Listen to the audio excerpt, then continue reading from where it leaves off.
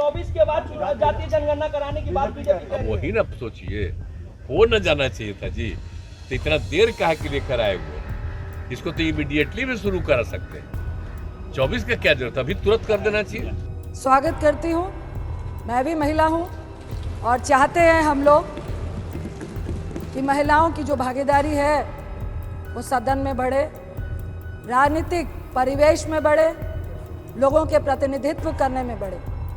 Women empowerment का मामला मैं समझता हूँ कोई भी इनकार नहीं कर सकता आज के ज़माने में, लेकिन झगड़ा मैं सुबह से देख रहा हूँ क्रेडिट के लिए, कोई कैश की बात ही नहीं कर रहा है। ये बहनों को बहुत बहुत बधाई है। अनंतो गत्वा दुर्गा की भावना जो है, इस सरकार ने जो 9.5 साल तक सोई हुई थी, जिसको सोनिया गांधी निरंतर जगाने का काम कर रही थी महिला विधेयक के मामले में, आरक्षण के मामले में जो है।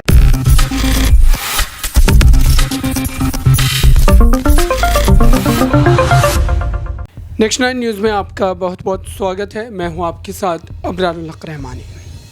मुद्दा आज का में महिला आरक्षण को लेकर उन तमाम आंकड़ों पर बात करेंगे आज, और साथ ही नेताओं की लगातार बढ़ रही बयानबाजी को भी समझेंगे कि दरअसल इसको लेकर के जो लगातार अब विपक्ष समर्थन करते हुए भी कई बड़े सवाल खड़े कर रहे हैं और ये कह रहे हैं कि दरअसल सरकार की नीयत पर इसलिए भी शक होता है कि इससे पहले भी कई मुद्दों को इसी ढंग से लाया गया, लेकिन उस पर राजनीति भरपूर तरीके से की गई, उसको लागू नहीं किया गया। अब आइए नीतीश कुमार के उस बयान को आप समझिए सुनकर कि दरअसल नीतीश कुमार ने महिला आरक्षण पर समर्थन तो कर दिया, जेडीयू पार्टी ने समर्थन तो किया, लेकिन साथ ही जातीय जनगणना को लेकर कई बड़े सवाल खड़े कर दिया और ये कहा कि जातीय जनगणना इस वक्त देश की ज़रूरत है ताकि विकास जो है वो सभी वर्गों तक पहुंच पाए। सुनिए इस खास बयान को।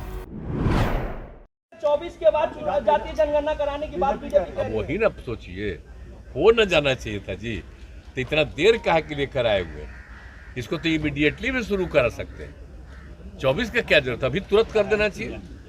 क्या दिक्कत है, क्या दिक्कत है करने का? तुरंत कर देना चाहिए। क्या दिक्कत है, इसको तेजी से करना चाहिए। अरे हर 10 साल पर हो रहा था ना जी।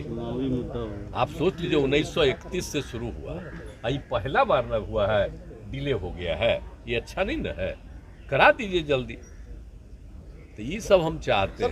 अब अपना नहीं कर रहे हैं तो जाने, लेकिन ये चीज ठीक है।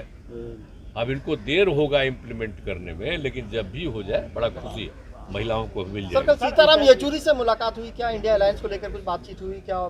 देखिए ये सब बात हम अभी नहीं कहें। आप जानते हैं कि विपक्ष के लोगों के बीच में हम लोगों की कुछ एकता हुई है, आपस में बात होती है, जो यहाँ पर आते हैं आपस में बात करते हैं, वो बातचीत है।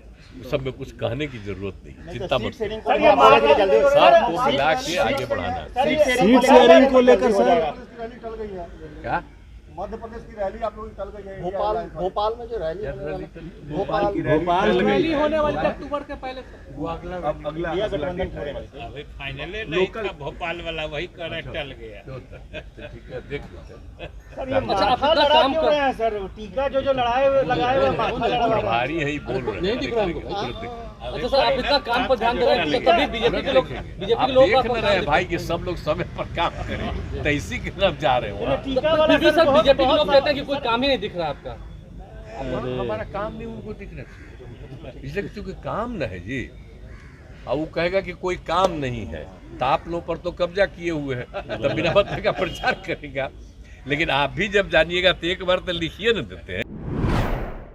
जगह दर्शकों, नीतीश कुमार ने इस पूरे मुद्दे पर विस्तार से अपने पक्ष को रखा और मांगे भी रखी।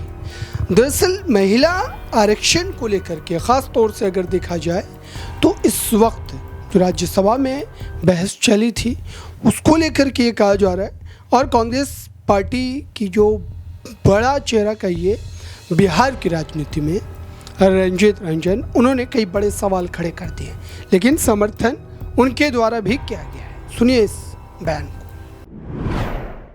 स्वागत करती हूँ।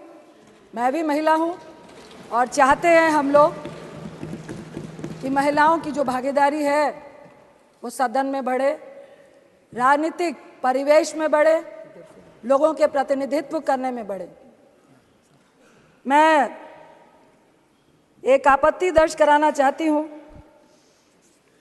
जिसका नाम आपने दिया है महिला आरक्षण का, नारी शक्ति विधेयक। ये नारी शक्ति विधेयक है, लेकिन अपने नाम दे दिया इसका नारी शक्ति वंदन विधेयक। मुझे लगता है ये एक संवैधानिक अधिकार है, ये कोई दैविक वरदान नहीं है, ये कोई प्रधानमंत्री साहब का या आपका दिया हुआ महिलाओं को दया का पात्र नहीं है। ये हमारा एक संवैधानिक अधिकार है। आपने इसका नाम दैविक और दया और पूजा से जोड़ के, मुझे लगता है जो आंदोलन का इतिहास था उसको भी खत्म करने की कोशिश की है। ये एक मैं महिला होने के नाते बोल रही हूँ। वंदना, आपके सरकार में महिलाओं की कितनी होती है यह हम सबको मालूम है।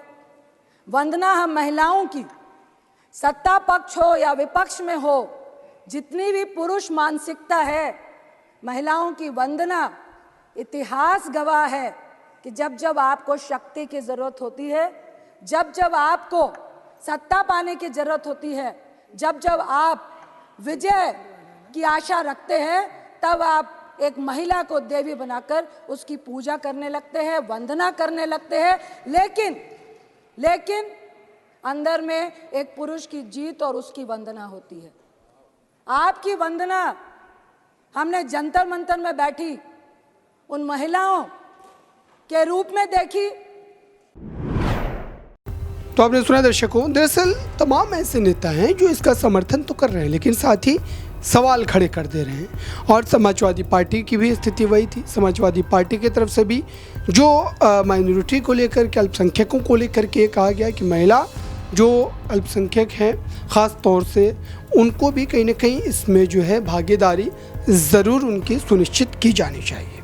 अब आपको बताते हैं, दरअसल संसद के भीतर बदरुद्दीन अजमल ने एक बड़ा सवाल खड़ा किया और ये कहा, दरअसल राहुल गांधी की भारत छोड़ो यात्रा के चलते ही भारतीय जनता पार्टी परेशान हो गई है।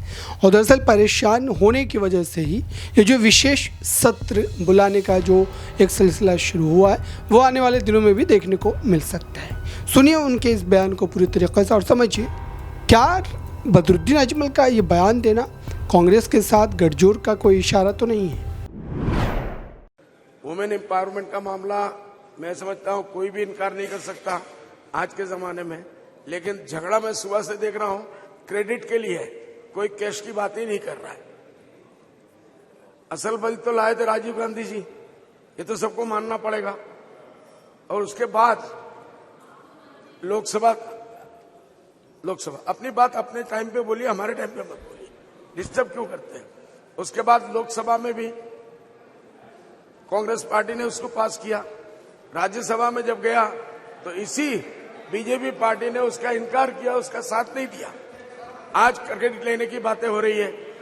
हकीकत ये है कि औरतों का ये बिल पास होना चाहिए। हमारी पार्टी इसका पूरा पूरा सपोर्ट करती है और मैं राहुल गांधी जी को मुबारकबाद देना चाहता हूं कि उनकी पद यात्रा ने इनकी नींदें हराम कर दी है, नींदें हराम कर दी है। प्लीज क्या ला रहे हैं, क्या दे रहे हैं और क्या बात कर रहे हैं, इनको कुछ नहीं पता। he is not yielding, minister. परेशान है, बिल के ऊपर बिल लाएंगे।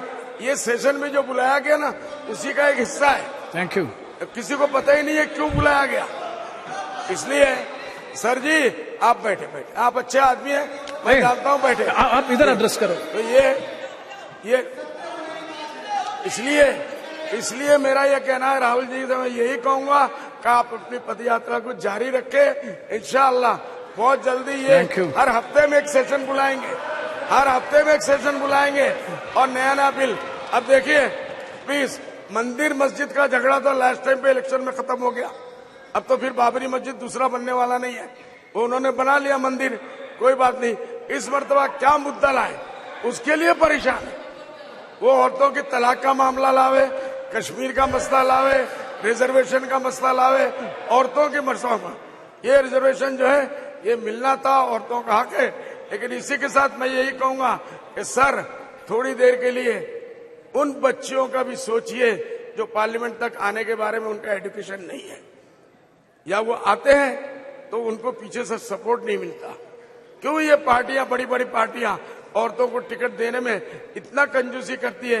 एक मर्तबा दिल खोल के, सिर्फ पार्लियामेंट में बोलने से नहीं होगा सर, मैदान में भी काम करना पड़ेगा।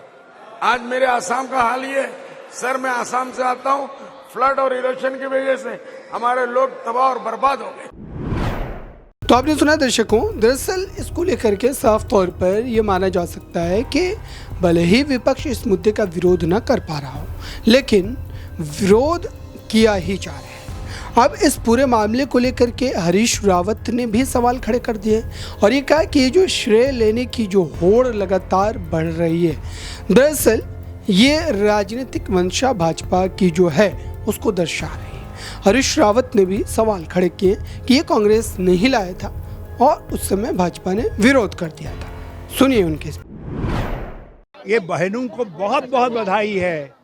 अनंतो गत्वा दुर्गा की भावना जो है, इस सरकार ने जो 9.5 साल तक सोई हुई थी, जिसको सोनिया गांधी निरंतर जगाने का काम कर रही थी, महिला विधेयक के मामले में, आरक्षण के मामले में जो है वो कम से कम लेकर के आई और हमने पूरे खुले मन से उसका सपोर्ट किया है महिलाओं। मगर हम कह रहे हैं कि ये 2029 में क्यों, अभी लागू करो ना, 2024 में लागू करो। हाँ, और आप जो है पिछड़ों और दलितों को भी, दलित महिलाओं को भी, पिछड़े वर्ग की महिलाओं को भी उसमें स्थान दीजिए। तो आपने सुना दर्शकों, दरअसल राजनीति भर भर के हो रही है, लेकिन अभी भी इस पूरे बिल के पास हो जाने के बावजूद भी इसको लागू होने की जो बात की जाती है, सवाल जो पूछे जाते हैं, उस पर यही कहा जाता है 2029 तक की जाएगी। फिलहाल इस खास रिपोर्ट में इतना ही। जुड़े रहिए बड़ी खबरों के लिए नेक्स्ट 9 न्यूज़ के साथ।